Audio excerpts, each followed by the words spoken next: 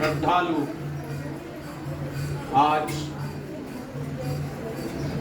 विजयदशमी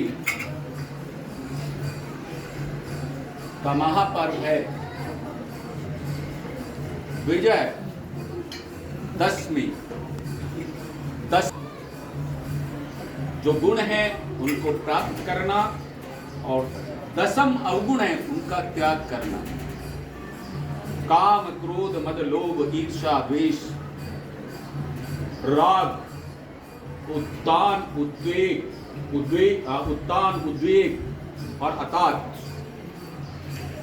ये 10 जो वे हमारे दुर्गुण है इनका परित्याग, अर्थात 10 गुण इन पर विजय प्राप्त करेंगे। और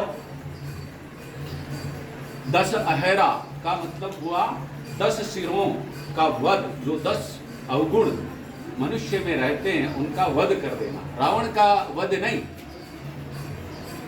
रावण के जो 10 अवगुण थे, 10 सिरों से उनका वध कर देना, अर्थात सत्य पर सत्य की विजय होना, असत्य का नाश होना, धर्म की व्यवस्था की रक्षा होना और कर्म व्यवस्था की प्रधानता को दृश्यित करना। भगवान श्री राम ने यहाँ कर्म की व्यवस्था को प्रधान समझा और भीरु जो डर मनुष्यों में होता है उन्होंने उन राक्षसों के डर को खत्म कर, राक्षसों के डर जो था ऋषियों में, मुनियों में, वहाँ की जनता में, प्रजा में, आदिवासियों में, जंगल के निवासियों में, उसको राक्षसों के उस डर से मुक्त कर दिया।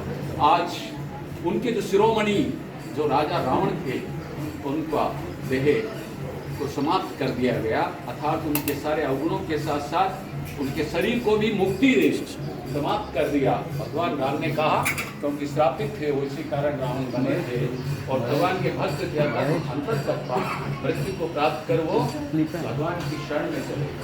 आज इसीलिए इस पर्व को मनाते हैं। लेकिन हम लोग हमेशा कहीं कहीं राग, द्वेष, द्वंद्व, लोभ, छल, कपट, छिद्र इत्यादि में उलझे रहते हैं।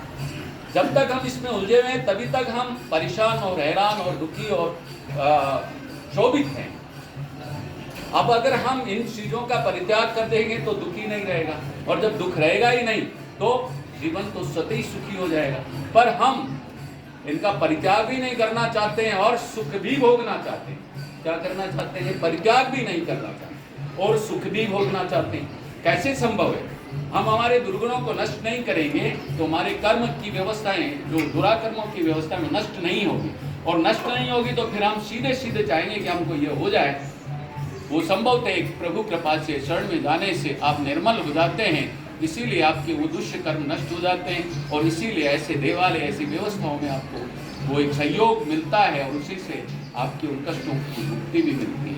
अतः आप सभी लोग पहले अपने, जहाँ हम अपने इष्ट देवता, कुल देवता आदि के यहाँ जाते हैं तो इन छल, कपट, राग, द्वेष इत्यादि जितने भी ये अवगुण हमारे अंदर हैं उनको नष्ट करना चाहिए और उसके बाद भक्ति करेंगे। जब भक्ति करेंगे तो कर्म बनेंगे और कर्म बनेंगे तो हमारे जो कष्ट हैं वो भी नष्ट हो जाएंगे। इसलिए हम उसी प्रकार से अपने जीवन को व्यवस्थित करें और इस पावन पर्व पर हम संकल्प जितना ले सकते हैं उतना लें। जितना वनखंडी दरबार में आकर आपकी प्रार्थना करेंगे, जब भगवान वनखंडी की शरण में आई गए हो तो ऐसा कोई भी कष्ट नहीं है जिसका निवारण नहीं हो, यदि आपकी श्रद्धा है, यदि आप में विश्वास है, यदि आप में दृढ़ता है तो। लेकिन इसका मतलब भी नहीं है कि आप कर्म क्या विपरीत आकांक्षाएं कर लें, इच्छाएं कर लें।